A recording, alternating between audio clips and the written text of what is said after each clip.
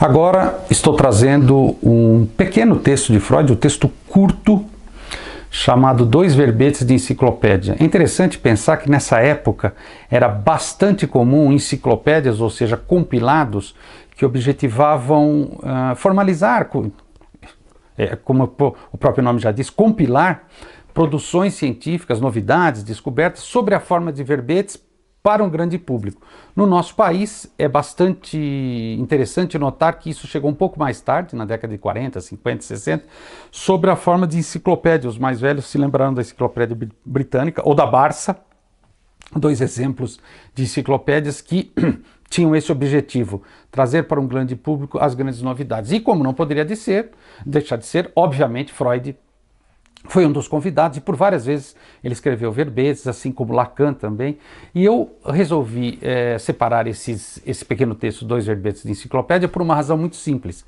Ele é bastante didático para compreender minimamente, obviamente, até porque o texto é bastante curto, um pouco da história da psicanálise e certa sequência de tópicos que Freud privilegiou para orientar o leitor na compreensão do edifício teórico da psicanálise. Então ele começa o texto com uma definição bastante clássica, que várias pessoas utilizam quando escrevem sobre psicanálise e continua sendo bastante atual, que ele diz: a psicanálise ela se compõe de três elementos. Primeiro de tudo, um método no qual o psicanalista pode ter acesso a conteúdos que seriam inacessíveis de outro modo.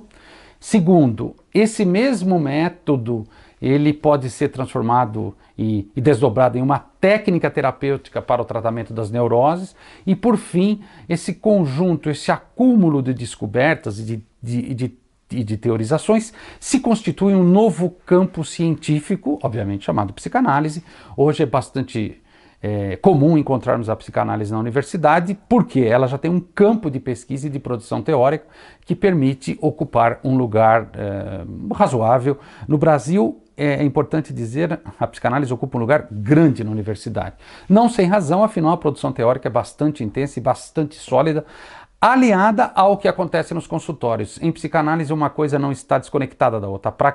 A praxis e a teoria caminham juntas. Pois bem, voltando ao texto.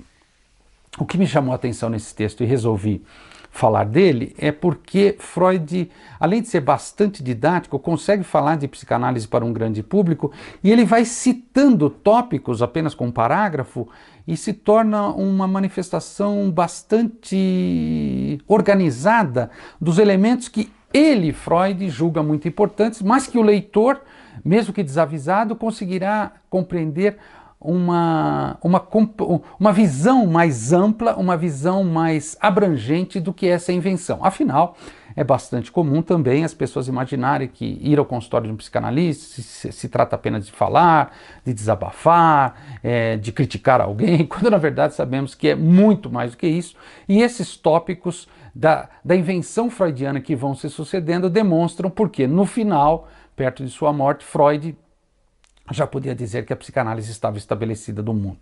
Então, quem tiver interesse em pesquisar um pouco como funciona a psicanálise, como ter uma visão mais global do que é não só a invenção psicanalítica, o método como tratamento, como a psicanálise se alia a outros saberes, o lugar da psicanálise no mundo, as críticas à psicanálise, as desavenças, as brigas e rupturas entre os psicanalistas, tudo isso Freud fala com muita honestidade.